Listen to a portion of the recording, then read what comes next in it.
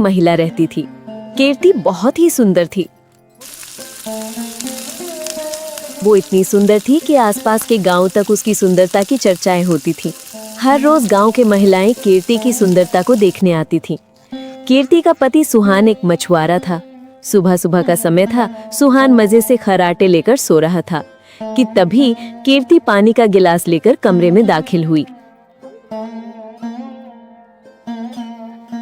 अरे, ये आदमी तो मजे से खर्राटे लेकर सो रहा है। क्या अकल घास चरने गई है? अरे, सुबह हो गई है, काम पर नहीं जाना क्या? अरे कीर्ति, तुमने तो सुबह सुबह पूरे कपड़े गीले कर दिए। अब मैं इस हालत में काम पर कैसे जाऊं? मेरे पास पहनने के लिए दूसरे कपड़े भी नहीं हैं। हाँ, बड़े कपड़े गीले हो गए हैं। अरे, तुम मछुआरे हो, मछली पकड़ने पानी में जाते हो, तुम दफ्तर में नहीं। और कान खोलकर सुन लो, आज भी अगर खाली हाथ घर लौटे तो मैं घर छोड़कर चली जाऊंगी। इतने में सुहान किचन में नाश्ता करने जाता है। किचन में जाकर देखता है कि वहाँ कुछ भी नहीं है। फिर वो कीर्ति की तरफ आता है और आकर कीर्ति से कहता है,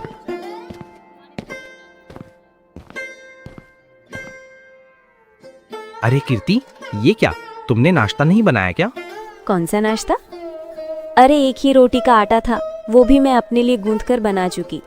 अब तुम्हारी रोटी के लिए आटा बचा ही कहाँ है? पहले कुछ कमा लाओ, तब न पका कर दूं। अच्छा, ठीक है। तुमने कर लिया नाश्ता? मतलब मैंने कर लिया नाश्ता। मैं जाता हूँ काम पर। ऊपर वाले की कृपा हुई तो आज तुम्हारे लिए इतनी बढ़िया मछली पकड़ कर लाऊंगा कि पूरा गांव देखता रह जाएगा।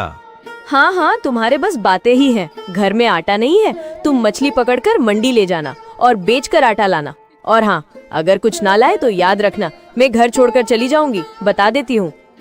सुहान अपनी पत्नी से बहुत मोहब्बत करता था। वो कभी भी नहीं चाहता था कि उसकी पत्नी उसे छोड़कर जाए। सुहान की जिंदगी ऐसी ही थी। आज भी सुहान एक उम्मीद के साथ नाव पर अपना जाल लेकर बैठा और निकल पड़ा।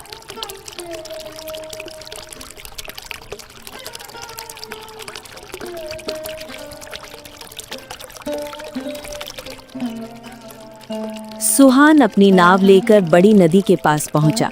उसके मन में बार बार कीर्ति की बातें गूंज रही थीं। तभी सुहान की नजर अपने साथी मोहन पर पड़ी, जो ढेर सारी मछलियां लेकर जा रहा था। सुहान ने मोहन को आवाज लगाई, अरे मोहन भाई, आज तो आपकी निकल पड़ी, इतनी सारी मछलियाँ, क्या बात है? मगर मोहन ने उससे कोई जवाब नहीं दिया, जैसे वो उसे घृणा की नजर से देख रहा हो। दरअसल सुहान को कभी कभी ही मछलियां मिलती थीं, जिससे उसके घर का गुजारा मुश्किल था। तो वो बाकी मछुआरों से मछलियां मांग लाता था ताकि उससे और उसकी पत्नी को एक वक्त का खाना मिल सके। ये सब लोग मुझसे इतनी नफरत क्यों करते हैं? ऊपर वाले, तुझसे उम्मीद है, आज बस इतनी कृपा करना कि जाल खाली ना निकले।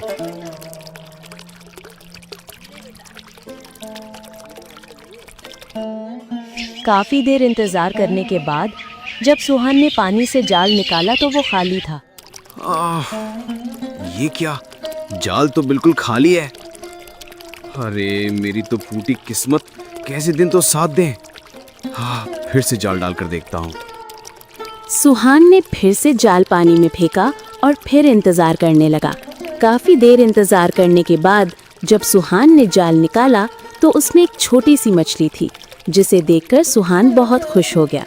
आहा, छोटी सी मछली ही सही, मगर कुछ तो हाथ आया है, वरना आज भी खाली हाथ घर जाना पड़ता और कीर्ति बहुत नाराज हो जाती। चलो अब घर चलता हूँ। सारा दिन मछली पकड़ने के बाद सुहान को एक छोटी सी मछली मिल गई, जिसे लेकर सुहान घर की ओर चल पड़ा। मैं एक मछुआरा हाँ, छल्ला रहा, मछली पकड़ने पानी में जावम। आज सुहान के चेहरे पर एक मुस्कान थी। खरती उसे देखते ही समझ गई कि सुहान को आज मछली मिली है। देखो कीर्ति, मैं क्या लाया हूँ।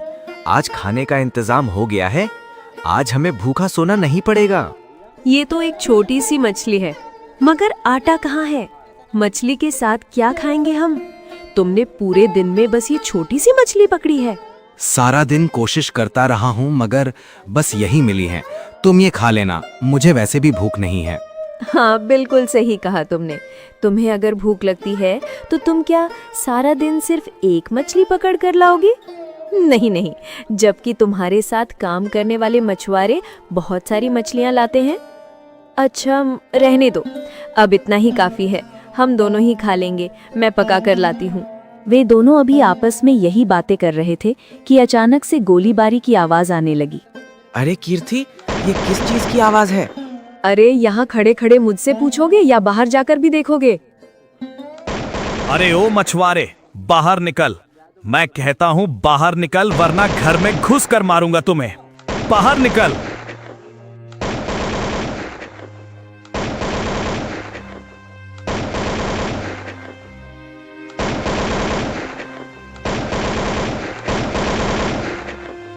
सुहान घर से बाहर आया और सेठ को अपने घर के बाहर देखकर हैरान रह गया। प्रणाम सेठ जी, आप यहाँ और इस तरह मेरे घर के बाहर गोलियां क्यों चला रहे हैं? सब खैरियत तो है ना? खैरियत ही तो नहीं है। बता, भूल गया क्या? तुझे याद दिलाने ही तो आया हूँ। हम मेरे पैसे कब दे रहा है? सेठ जी, मैंने आपसे वक्त लिया था। अगले महीने की 5 तारीख को मैं आपके सारे रुपए भेजकर चुका दूंगा। सारे रुपए दे देगा, पर कहाँ से लाएगा? सुना है तेरे पास खाने तक के पैसे नहीं है। मेरा रुपया कहाँ से लौटाएगा? सेठ जी, मैंने आपको बताया है ना, मैंने जो तारीख थी है उसी तारीख पर मैं आपको रुपए लौटा दूंगा। कहाँ से लौटाएगा मेरे रुपए? अपनी शादी पर लिया था तुमने कर्ज, अपनी पत्नी से नहीं मिलवाएगा हमको क्या? अरे तेरी विवाह के लिए रुपए तो हमने ही दिए थे, इतना तो हक बनता है हमारा। शोर शराबा सुनकर करती भी बाहर आ जाती है। सुहान अभी सेठ से बात कर ही रहा होता है कि सेठ की नजर करती पर पड़ती है और वो तुरंत बोल उठता है। अरे इतनी सुंदर स्त्री, ये तुम्हारी पत्नी है? अरे इतनी सुंदर लड़की तुम्हें किसने दे दी? तभी तो कह रहा था अगले महीने सारा पैसा लौटा दूंगा। तेरे पास तो खजाना है, ये खजाना हमें दे दो, हम तुम्हारा सारा कर्ज माफ कर देंगे। क्या कहते हो? सेठ जी, होश में तो हैं आप? ये मेरी पत्नी है, समझे? मेरी पत्नी। अब तुरंत यहाँ से दफा हो जाइए। मैं अगले महीने की 5 तारीख को खुद आपकी हवेली आकर पैसे दूंगा। अब दोबारा मेरे घर आने की हिम्मत मत करना, वरना अच्छा नहीं होगा। हाँ हाँ जाता हूँ, लेकिन सुन ले, अगर अगले महीने मेरे पैसे नहीं मिले ना तो याद रखना बहुत बुरा होगा, समझा? चलो लड़को, निकलो यहाँ से, अब इससे अगले महीने ही निपटेंगे। बड़ा इज्जतदार बनता फिरता है, जेब में एक पैसा नहीं और बातें देखो इसकी। तुझे तो मैं अगले महीने ऐसा सबक सिखाऊंगा कि जिंदगी भर याद रखेगा। सेठ के जाने के बाद करती सुहान से बहुत झगड़ती है, क्योंकि आज करती के आत्मसम्मान को ठेस पहुंची थी। जिस इंसान को उसने अपने जीवन साथी के रूप में चुना था, वो उसकी हिफाजत करने में नाकाम रहा था। करती ने गुस्से में सुहान से कहा, बस यही सुनने को रह गया था क्या? कितने बेशर्म आदमी हो तुम। छी छी, मुझे तो घिन आती है। वो सेठ अभी क्या कह कर गया था? तुम डूब कर क्यों नहीं मर जाते? मुझे माफ कर दो करती, मैं तुम्हारे काबिल नहीं हूँ, खाने को भी नहीं दे सका, और तुम मेरी वजह से लोगों की ऐसी ऐसी बातें सुनने पर मजबूर हो करती। मुझे माफ कर दो। इतना कहकर सुहान बहुत परेशान होकर अपने घर से निकल जाता है।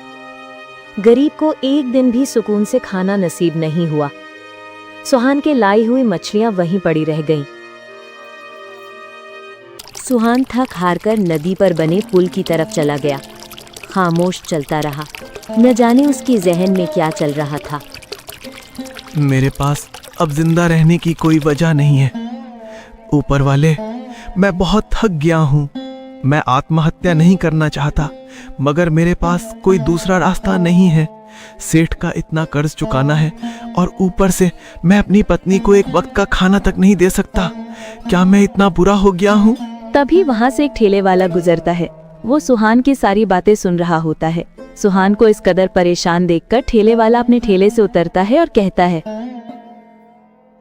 अरे भाई, ये नदी बहुत गहरी है, यहाँ से अगर गिर गए ना तो तुम्हारी लाश भी नहीं मिलेगी। जरा पीछे हट जाओ। क्या बात है, बहुत परेशान लग रहे हो? नहीं नहीं, चलो, किसने मुझसे मेरी परेशानी के बारे में पूछा? वरना यहाँ हर कोई मेरी गरीबी की वजह से मुझसे बात तक नहीं करता। मुझे कितना दर्द होता है ये कोई समझता ही नहीं। वैसी नाउमीदी रखना अच्छी बात नहीं है। चलो बताओ, मैं तुम्हारी परेशानी सुनूंगा और जो कुछ भी मेरे बस में होगा मैं तुम्हारी मदद करूंगा। अब बताओ क्या हुआ। सुहान उसे सारी बात बताता है। ठेले वाला ध्यान से उसके हर शब्द सुनता है और फिर ठेले वाला सुहान से कहता है, देखो, जब बुरा वक्त आता है तो अच्छा वक्त भी जरूर आता है। मेरी एक बात याद रखना, हर इंसान का वक्त आता है और तुम्हारा भी जरूर आएगा। बस ये देखो कि बुरे वक्त में तुम्हारा साथ कौन देता है। बुरा वक्त कभी कभी इसलिए आता है ताकि तुम्हें ये सिखा सके कि कौन हर हाल में तुम्हारे साथ है और कौन सिर्फ दिखावे के लिए साथ देता है। और अगर तुम आत्महत्या कर लोगे तो तुम्हारी पत्नी का क्या होगा। इसलिए हिम्मत बनाए रखो, अच्छे वक्त के लिए मेहनत करो। मैं शहर जा रहा था, मेरी पत्नी ने मुझे बहुत बढ़िया खाना बना कर दिया है, रास्ते में खा लेना। तुम्हें मुझसे ज्यादा जरूरत है और कुछ घर का राशन भी पड़ा है, वो भी तुम ले जाओ। सुहान उसकी मेहरबानी देखकर बहुत विनम्र तरीके से उसका धन्यवाद करता है। जहाँ सुहान से उसके साथी बात तक नहीं करते थे, वहाँ एक अजनबी ने उसे नई जिंदगी दे दी थी। सुहान बहुत खुशी खुशी सारे पकवान और राशन लेकर घर जाता है। सुहान की पत्नी बड़ी बेचैनी से उसका इंतजार कर रही थी।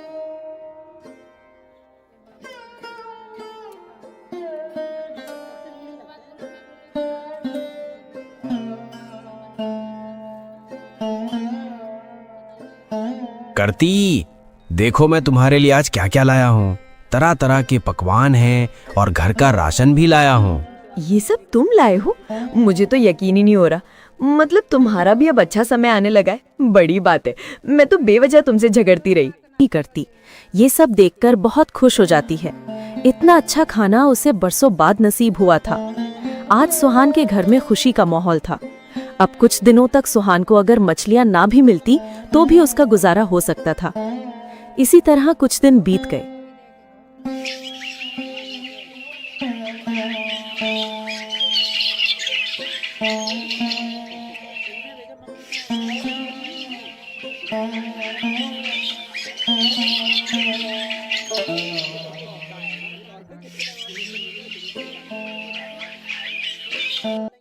कुछ दिन तक तो सब अच्छा चलता रहा, मगर जब घर की वही हालत हो गई तो करती फिर से सुहान से लड़ने लगी। कल रात से मैंने कुछ नहीं खाया है। जो राशन तुम लाए थे वो खत्म हो गया है। क्या समझते हो कि बस उसके बाद मैं कुछ नहीं खाऊंगी? अरे मेरी किस्मत ही फूटी थी जो तुमसे ब्याह हो गया। अब मुझसे ये भूख हड़ताल नहीं होती। अपने आसपास बाकी मछुआरों को तो देखो, हर रोज उनके घर अच्छा भोजन होता है खाने को। उनकी पत्नियां अच्छी जिंदगी जीती है, मगर तुम, धिक्कार है तुम पर। आज अगर कुछ खाने को लेकर नहीं आए तो इस घर में सिर्फ तुम ही लेना। मैं चली जाऊंगी यहाँ से, समझे? नहीं नहीं, ऐसी बातें मत करो। मैं तुम्हारे आगे हाथ जोड़ता हूँ। तुम मुझसे रूठ कर कभी मत जाना। तुम आज शाम तक इंतजार करो, मैं खाने का इंतजाम कर लूंगा। मेरा इंतजार करना, कहीं मत जाना। इतना कहकर सुहान वहाँ से चला गया।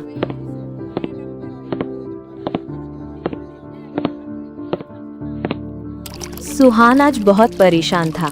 आज अगर उसे एक भी मछली नहीं मिली तो खरती उसे छोड़कर चली जाएगी। यही सोचकर उसने जाल डाला। बस आज एक मछली ही पकड़ लूं।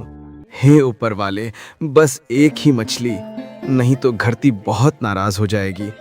तू ही दया कर दे ऊपर वाले, आज तो मेरी किस्मत पर थोड़ी कृपा बरसा दे, वरना आज मेरा घर टूट जाएगा, मेरा सब कुछ चला जाएगा। हे ऊपर वाले, मेरी लाज रख ले। मगर कहाँ, सारा दिन मेहनत करने के बावजूद सुहान को एक भी मछली नहीं मिली। थक कर, निराश होकर जब वो खाली हाथ घर लौटने लगा, उसने देखा वहाँ एक बहुत बड़ी मछली थी और उसके साथ ढेर सारी छोटी छोटी मछलियाँ भी थी। ये देखकर सुहान हैरान रह गया। उसने ध्यान से अपना जाल फेंका। अरे बाप रे, इतनी बड़ी मछली तो मैंने आज तक नहीं देखी। इसे बेचकर तो 3-4 महीने का राशन आ जाएगा। आज तो मेरी कीर्ति कितनी खुश होगी। ऐसी मछली तो आज तक किसी ने नहीं पकड़ी होगी, दूर दूर तक किसी ने देखी भी नहीं होगी। वाह रे ऊपर वाले, आज तो तूने मेरी सुन ली। सोहन ने देखा कि उस बड़ी मछली के छोटे छोटे बच्चे उसकी नाव के साथ साथ तैर रहे हैं। ये दृश्य देखकर सोहन के दिल में दया उत्पन्न हुई। उसने कुछ देर तक उन नन्हे बच्चों को देखा जो अपनी माँ के चारों ओर तैर रहे थे, जैसे उसे छोड़ना ही नहीं चाहते हों। सोहन के मन में विचार आया कि अगर वो इस मछली को पकड़ लेगा तो ये मासूम बच्चे अनाथ हो जाएंगे। यही सोचकर उसके दिल में कोमलता आ गई और उसने कहा, मैं ये पाप नहीं कर सकता। मैं अपनी लालच के लिए मासूम बच्चों से उनकी माँ को छीन नहीं सकता। नहीं नहीं, मैं इस मछली को छोड़ देता हूँ। सोहन ने मछली को छोड़ दिया। मछली के बच्चे अपनी माँ से चिपककर बेहद खुश हो गए और देखते ही देखते सतह से गायब हो गए। सोहन भी परेशान होकर किनारे की ओर निकल पड़ा। तभी उसने देखा कि नाव में एक सोने जैसा बड़ा सा पत्थर पड़ा है। ये देखकर वो हैरान रह गया। अरे ये क्या? सच में मुझे यकीन ही नहीं हो रहा। ये तो कोई पत्थर लग रहा है, मगर चमक तो देखो जैसे असली सोना हो। नहीं नहीं, ऐसा कैसे हो सकता है? लेकिन अगर ये सच में सोना निकला ना, तो ऊपर वाले तूने तो मेरी किस्मत ही बदल दी। आहा, करती ये देखेगी तो खुशी से पागल ही हो जाएगी। सोहन जैसे ही अपनी नाव से नीचे उतरता है, वो अचानक गिर जाता है, जिससे उसकी जेब में रखा हुआ सोने का सिक्का भी गिर जाता है। उसे इसका पता ही नहीं चलता। इतनी देर से आए हो और वो भी खाली हाथ, एक मछली तक नहीं लाए। मैं यहाँ भूखी बैठी रहूं तुम्हारे इंतजार में? क्या मैंने अपना सामान बांध लिया है? सुबह होते ही मैं अपने मायके चली जाऊंगी। अरे अब तुम्हें कहीं जाने की जरूरत नहीं है। तुम्हें पता है, तुम तो खुशी से पागल हो जाओगी। मुझे सोने का पत्थर मिला है। हाँ लहरती, असली सोने का पत्थर। सोने का पत्थर कहाँ है? मुझे तो नजर नहीं आ रहा, जरा मुझे दिखाओ ना। जब सोहन जेब में हाथ डालता है तो वहाँ कोई पत्थर नहीं होता। जैसे ही वो ये देखकर देखता है, खरती और भी ज्यादा चौंक उठती है। झूठे इंसान, कहाँ है वो सोना? खाने तक को कुछ नहीं लाते और सपनों में सोना देखते हो। मेरे साथ मजाक कर रहे हो क्या? अब बस बहुत हो गया। तुम्हारे जैसे इंसान के साथ मेरी जिंदगी बर्बाद हो गई है। सोहन की किस्मत न जाने उसे एक पल की खुशी भी नहीं देना चाह रही थी। खरती झर लड़ झगड़ कर सो गई, लेकिन सोहन सारी रात परेशान रहा। उसके मन में बस एक ही सवाल घूमता रहा, आखिर वो सोने का पत्थर गया तो गया कहाँ? और फिर जैसे ही हल्की सी सुबह हुई, करती ने अपना सामान उठाया और अपने मायके की ओर निकल पड़ी। उसकी आंखों से गम और गुस्सा साफ झलक रहा था।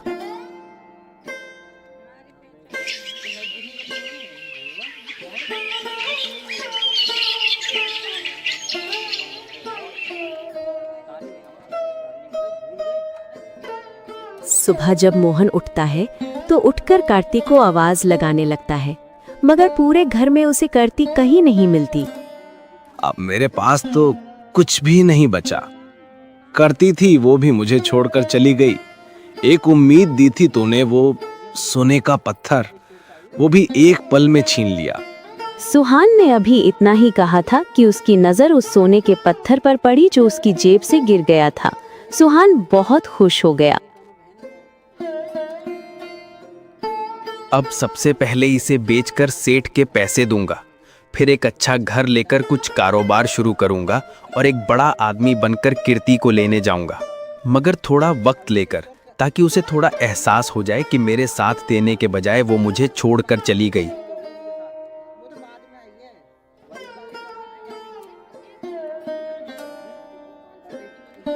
फिर इसी तरह काफी समय गुजर गया। अब सुहान एक अमीर आदमी बन गया था। तभी सुहान का नौकर उसके पास आया और बोला, मालिक, एक करती नाम की औरत मुख्य द्वार के बाहर खड़ी है, कह रही है कि मुझे काम चाहिए। सुहान ने जैसे ही नाम सुना वो समझ गया कि ये सुहान ने उसे अंदर बुलाया। सुहान और कीर्ति दोनों एक दूसरे को देखकर हैरान रह गए। तब सुहान बोला, कीर्ति, तुम यहाँ? मैंने तुम्हें कितना ढूंढा था, मगर तुम मुझे कहीं नहीं मिली। तुम मुझे छोड़कर क्यों चली गई कीर्ति? क्या तुम्हें जरा भी यकीन नहीं था मुझ पर? देखो, मेरा वो बुरा वक्त अब खत्म हो गया है कीर्ति। अब सब कुछ बदल गया है। अब मेरा अच्छा वक्त आ गया है। बस तुम लौट आई हो, अब सब ठीक हो जाएगा। मुझे माफ कर दो जी, मैंने बहुत बड़ा पाप कर दिया है। न जाने उस वक्त मुझ पर क्या गुजरी थी। मैंने गलतियां की, बहुत गलतियां, मगर आज दिल से पछता रही हूँ। बस एक मौका दे दो जी, सब ठीक कर दूंगी। सुहान ने कीर्ति को और कीर्ति ने सुहान को माफ कर दिया और दोनों हंसी खुशी रहने लगे।